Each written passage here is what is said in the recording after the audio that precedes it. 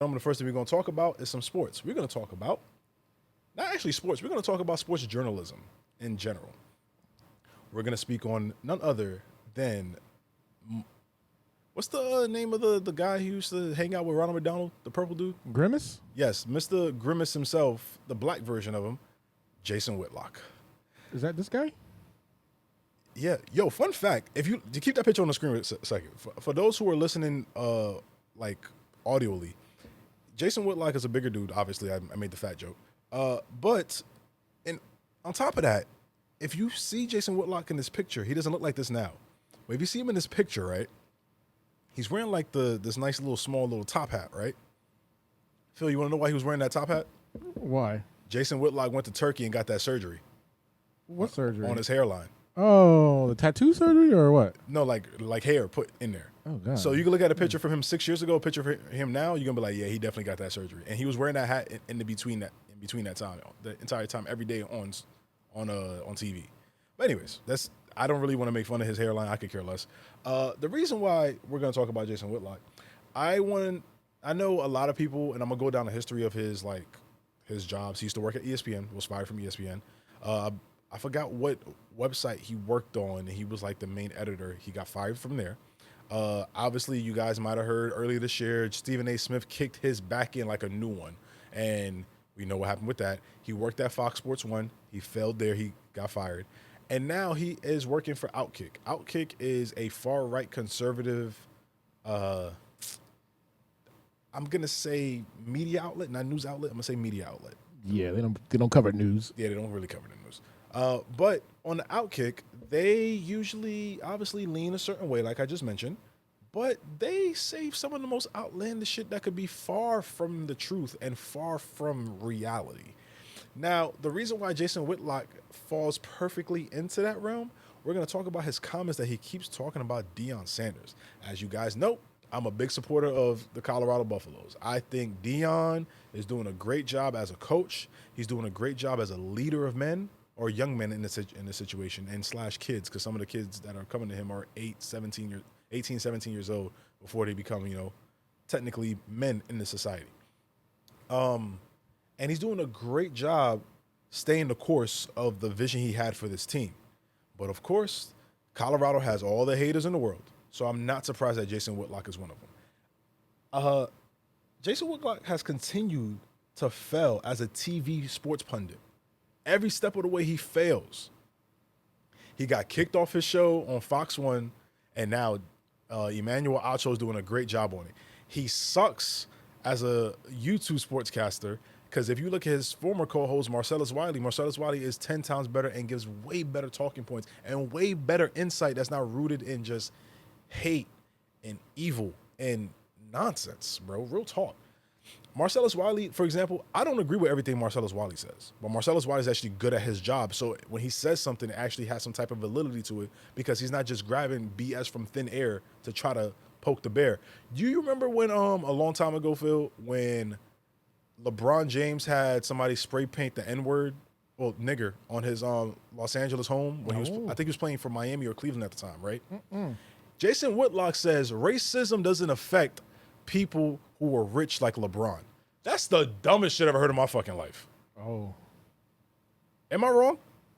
You're not wrong. Because are we not seeing it? I hate to get political right now, but are we not seeing it right now with Kamala Harris? Right. Like, we're still seeing it with LeBron right now. With Bronny in the league now. There's every white dude saying, oh, I wish I could get my son in the league, blah, blah, blah. A lot of you white dudes go on your own business, and your son is a lazy piece of shit that does nothing but drink, fuck, and snort coke or smoke weed all day. And that's the reason why you won't give your kid the family business. So don't hate on LeBron and Bronny. But anyways, back to Jason Whitlock. He said that, and that's the moment I was like, I already was not listening to him and his bullshit. But when he said that, I was like, that's the dumbest thing I've ever heard in my damn life, bro. When he said racism doesn't affect rich black people. You know how stupid that sounds, right? Or am I just tripping? No, that's the dumbest shit ever. Okay, I thought it was just tripping. Because, I mean, I'm a Yankees fan. Let's be real. I think them Yankee fans ain't shit for what they did to Mookie Betts trying to get the ball out of his glove, which they did end up getting the ball out of his glove. I don't think that was rooted in racism. That was just rooted in stupidity. But we've seen other situations in all sports where it'd be soccer players playing in Germany and there'll be fans throwing bananas on the field at them. That's racism. That soccer player is a rich black man. That doesn't count as racism, right? Am I wrong? That is complete racism. Okay, just checking. Now, back to the Deion Sanders talking point of this segment with Jason Whitlock. Jason Whitlock says Deion wins only because of his corrupt program. All right, I'm going to sit up for this one. All right. Do you want to understand why Jason Whitlock thinks Deion Sanders' program is corrupt at Colorado? It's because Deion Sanders is winning. Deion Sanders is winning games. He has a star player in his son, Shedeur Sanders. He has another superstar player in his, I guess, surrogate son in a sense, with Travis Hunter. He has a solid player in his third, is Shiloh the middle son? Yeah, Shadeur's the youngest, so Shiloh's the middle child. He has a solid safety with Shiloh Sanders, and he has an amazing media PR ad guy and his oldest son, Deion Jr., a.k.a. Bucky. Shout outs to Well Off Media. Love what you guys are doing every week and every day when you guys post your content. But he's mad that Deion is winning. His kids are doing amazing. Travis Hunter is doing amazing. And the reason why he's upset is because it gets him clicks and views. I guarantee you, this video, when I clip it up, it's standing alone, me going at Jason Whitlock about Deion Sanders and Colorado football, I guarantee it'll be one of my most viewed videos because everyone loves to hate on Deion. Everyone loves to hate on Colorado. And a lot of you dudes who are keyboard warriors are the incels that Jason Whitlock loves leaning towards to get his clicks and views and get his money. And you guys don't really see it. And that's annoying. That's annoying, bro. The other thing that he said about Deion Sanders, and this is my last point.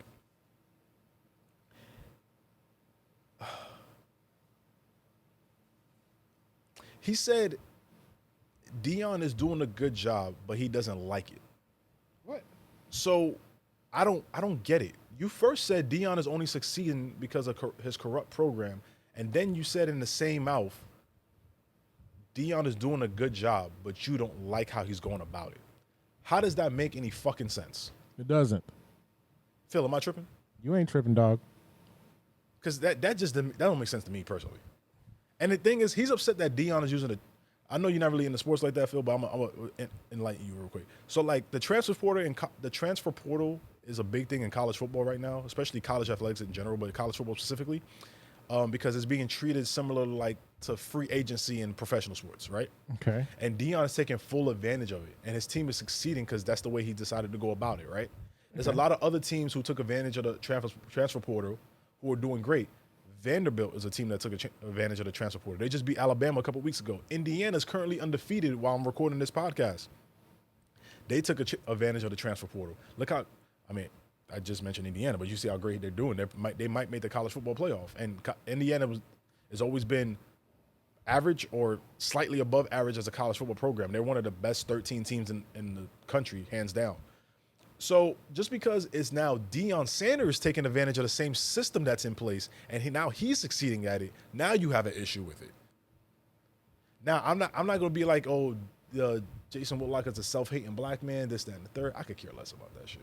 Honestly, if you want to be Uncle Tom, Uncle Ruckus, whatever it is, I do not care. But I just think it's annoying that you as a sports reporter or a journalist that you claim yourself to be can't even be fair and concise in your points because you literally contradict yourself by saying Deion is only good because of a corrupt system. But at the same time, you said you're happy that Deion is doing good, but you don't like the way he's going about it. That doesn't make any sense to me, bro. Maybe that's why he doesn't have a job anywhere. Oh no, he still works for Outkick, but he's gonna get fired soon. That's not a... He gets fired. He gets fired everywhere he works. He gets fired, and because he gets fired, he's the social piranha everywhere he goes. If you listen to Steven, to those who's watching this or listening to this, I beg of you, Google or just find on Twitter Stephen A. Smith's rant about Jason Whitlock, and look up Jamel Hill. She's another former ESPN writer. She's from here. She's exactly, yes, she is. And Jamel Hill, basically said Stephen A. Smith is right. All his talking points were right. Besides, the name calling about calling him a fat slob, Jabba the Hutt, with all that other shit. But the talking points about their time at ESPN, because there's one point ESPN had all three of them on the payroll, and Jamel Hill said Stephen A. Smith is right. He's correct from her personal experience with Jason Whitlock. So that's two people separately, and a bunch of others who are saying the same thing about this guy. He's going to get fired at Outkick sooner or later. He gets fired everywhere he goes. Everything he touches doesn't turn to gold. It turns to shit. And yeah, there you go, Jason Whitlock. He needs his own podcast.